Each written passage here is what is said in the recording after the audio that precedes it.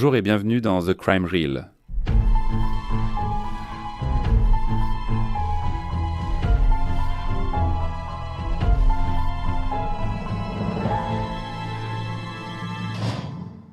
Pour la narration de True Crime d'aujourd'hui, nous allons examiner une affaire déchirante de 2010 qui s'est déroulée près de Sydney, en Australie. La petite Keisha Louise Whippard est venue au monde le 22 avril 2004 de parents Christophe Whippard et Christy Abrahams. L'année précédente, leur fils en bas âge, Aidan, était décédé du syndrome de mort subite du nourrisson, à l'âge de 6 ans. La jeune Keisha allait devenir un visage familier dans les journaux australiens et les reportages télévisés après que sa mère bouleversée et le nouveau compagnon de celle-ci, Robert Smith, aient signalé sa disparition. Ils ont dit à la police que, le matin du 1er août 2010, Christy était entrée dans la chambre de Keisha et l'avait trouvée vide. Leur porte d'entrée était entr'ouverte et ils craignaient que Keisha ait été enlevée. Cependant, il n'y avait aucun signe d'effraction. Christy et Robert ont informé la police que la dernière fois qu'ils avaient vu la petite fille, c'était vers 21h30 la veille au soir, lorsque Christy l'avait couchée dans leur maison de l'avenue Woodstock à Ebersham, une banlieue de Sydney, ajoutant que Keisha portait un pyjama rose et une veste violette de la marque Pumpkin Patch. Une large opération de recherche a vite commencé.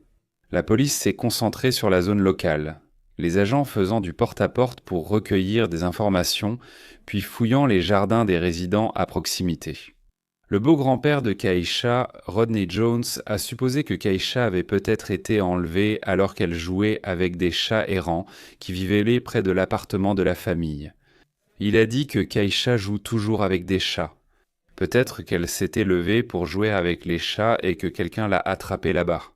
Christy et Robert ont expliqué à la police leur environnement familial heureux et combien la jeune fille était bien traitée et aimée. Le compagnon de Christy, Robert, a décrit la disparition de Keisha comme un enfer vivant, ajoutant qu'il n'avait aucune idée de ce que disait sa belle-fille. « Si j'avais la moindre idée, nous serions là-bas en train de chercher. » Il a décrit Keisha à la police comme étant gentille et toujours heureuse, et que nous nous entendons bien. « Je la traite comme si c'était ma propre fille. » Face aux médias, Christy a crié et supplié pour le retour sain et sauf de sa belle-fille. Si quelqu'un l'a vue, peut-il s'il vous plaît prévenir la police ? Dès le début de l'enquête, la police s'est montrée extrêmement méfiante envers l'histoire de Christy et Robert. En particulier lorsqu'il est apparu que personne, à part le couple, n'avait vu Keisha depuis une fête de famille 3 semaines avant sa disparition. Au 4 août, un portrait tragique de la vie de Keisha était rapporté et des enquêteurs de la brigade criminelle avaient rejoint l'équipe de recherche.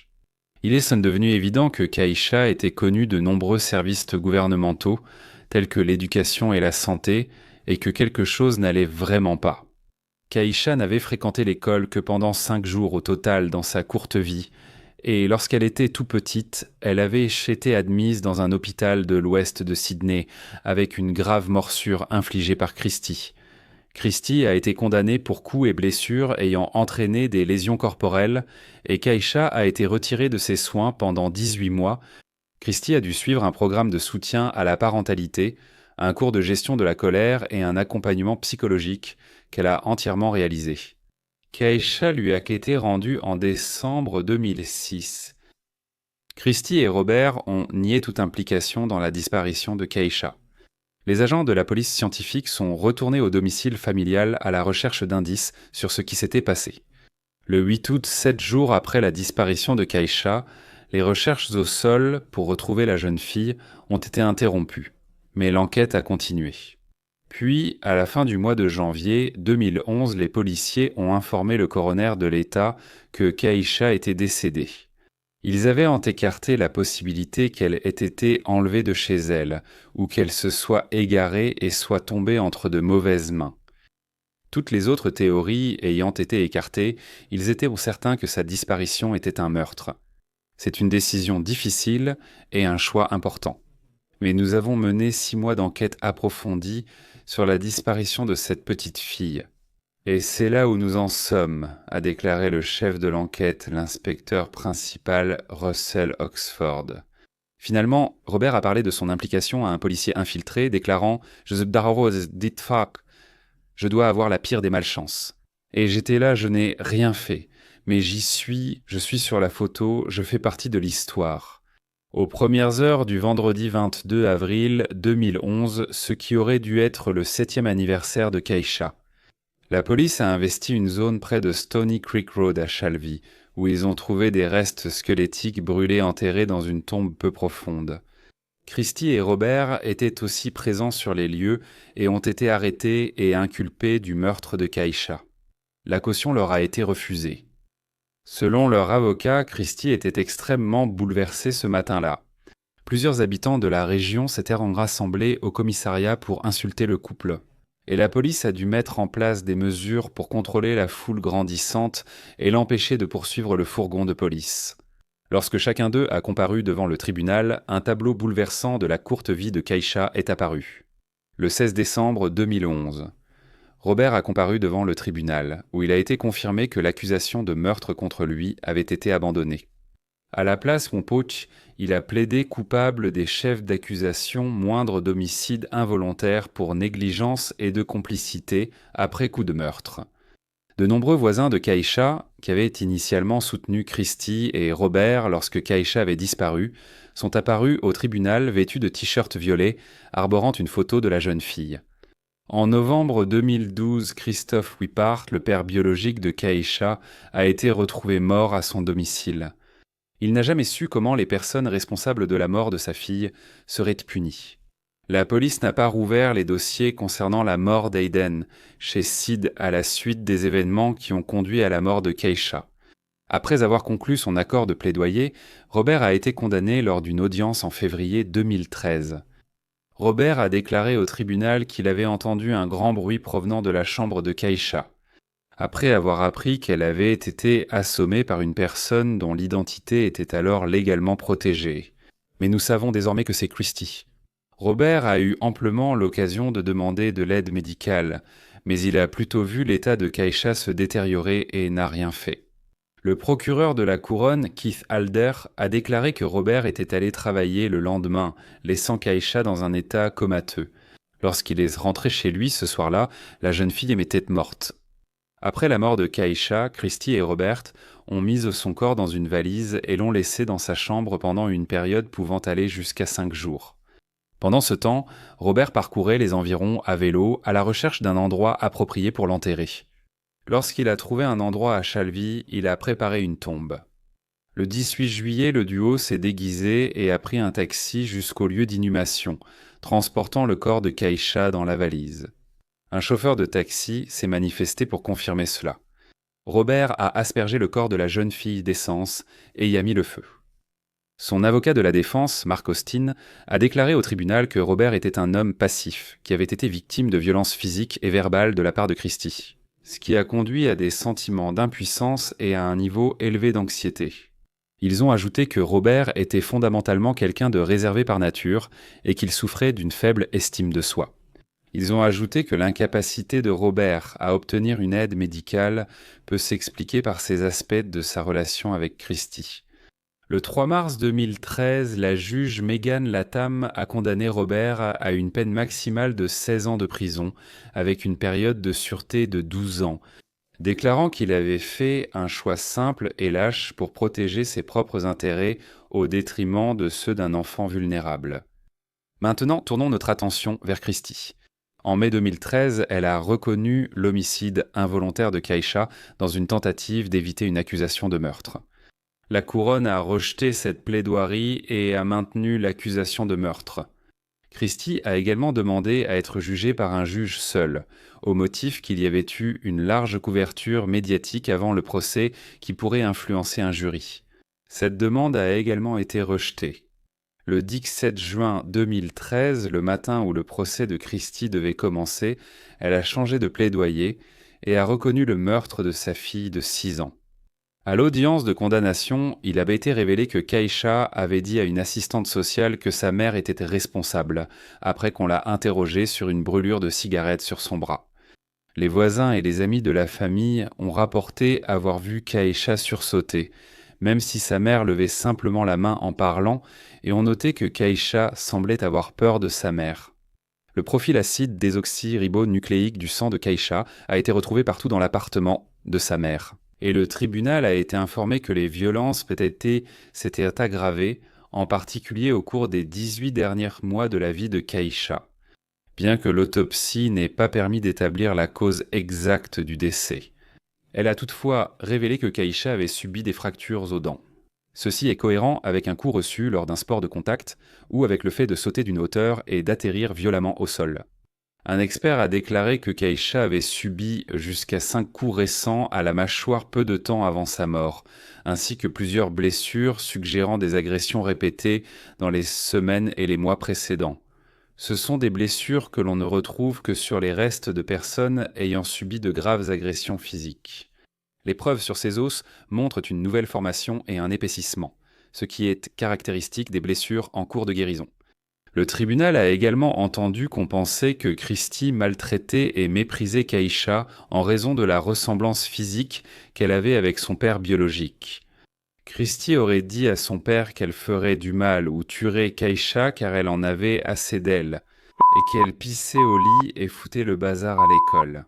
Des responsables de l'éducation avaient rendu visite à la famille à plusieurs reprises, et des enseignants ainsi que d'autres témoins avaient signalé des ecchymoses sur le visage et la tête de la jeune fille. Après la mort de Keïcha, mais avant qu'elle ne soit signalée disparue, Christie et Robert ont déployé de grands efforts pour tenter d'effacer leurs traces. Ils sont allés faire des courses le 28 juillet et ont acheté des jouets pour Keïcha, dont une affiche de la fée Clochette. Ils ont inventé une histoire selon laquelle, le soir du 31 juillet, ils avaient regardé le film À la croisée des mondes, La boussole d'or. Avant cela, Christie abordait Keïcha dans son lit pour la nuit. Lorsqu'ils sont apparus devant les médias, le 3 août, Christie a supplié qu'on l'aide à retrouver sa fille, alors qu'elle savait qu'elle était morte depuis 3 semaines.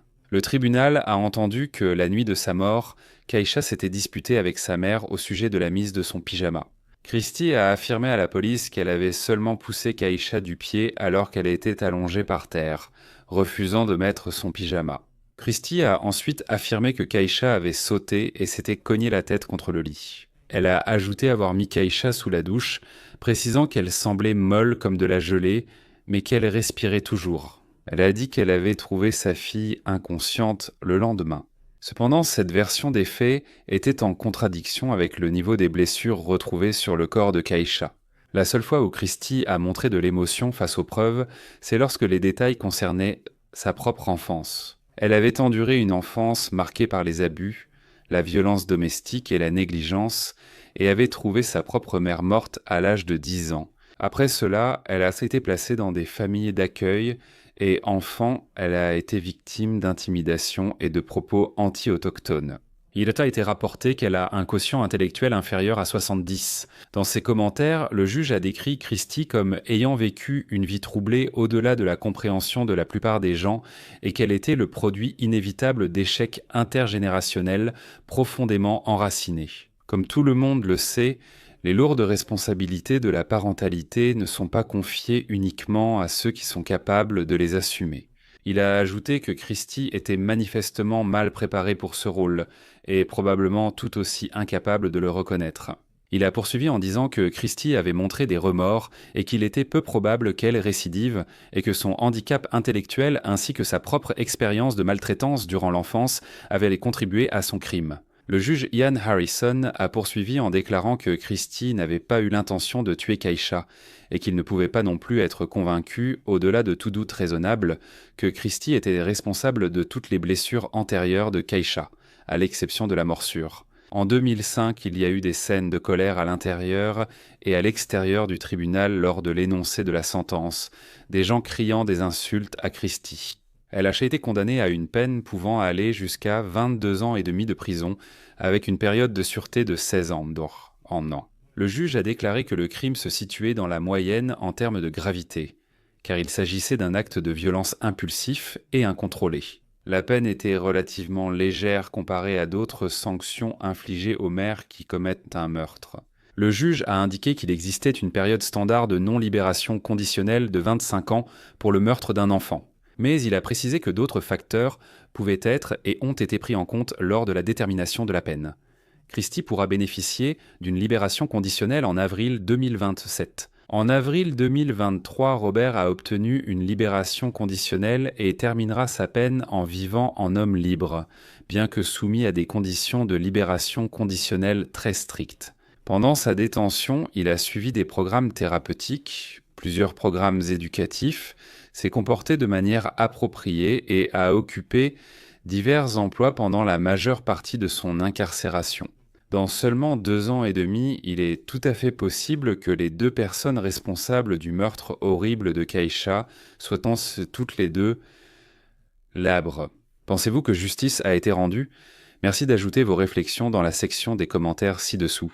De plus, dans une étrange coïncidence, le 13 août 2010, soit 12 jours après la disparition de Keïcha, une médium australienne a déclaré à la police qu'elle avait eu une prémonition concernant Keïcha, ce qui l'a conduite à la réserve de Narrojinji à Sydney.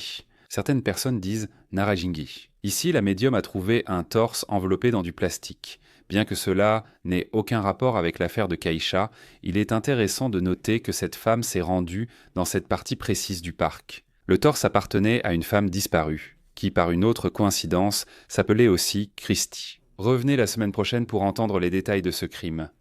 Mes pensées vont à toutes les victimes de l'histoire d'aujourd'hui. Passons maintenant à une petite mise à jour sur les délits mineurs qui met en vedette les animaux de compagnie des abonnés. Suzanne de Brisbane a envoyé Princesse Cathy, aussi appelée plus familièrement Cathy. Ces véritables délits incluent le fait de laisser les souris vivre librement après les avoir ramenées dans la maison. Course frénétique dans la maison, tôt le matin, je veux dire vraiment tôt, à 4 heures du matin. Et ensuite, Cathy décide qu'après tout ça, elle meurt de faim. Merci à Suzanne pour l'envoi de la princesse Cathy. De plus, pas de minette cette semaine. Merci d'avoir écouté The Crime Reel. Prenez soin de vous. Au revoir. Au revoir.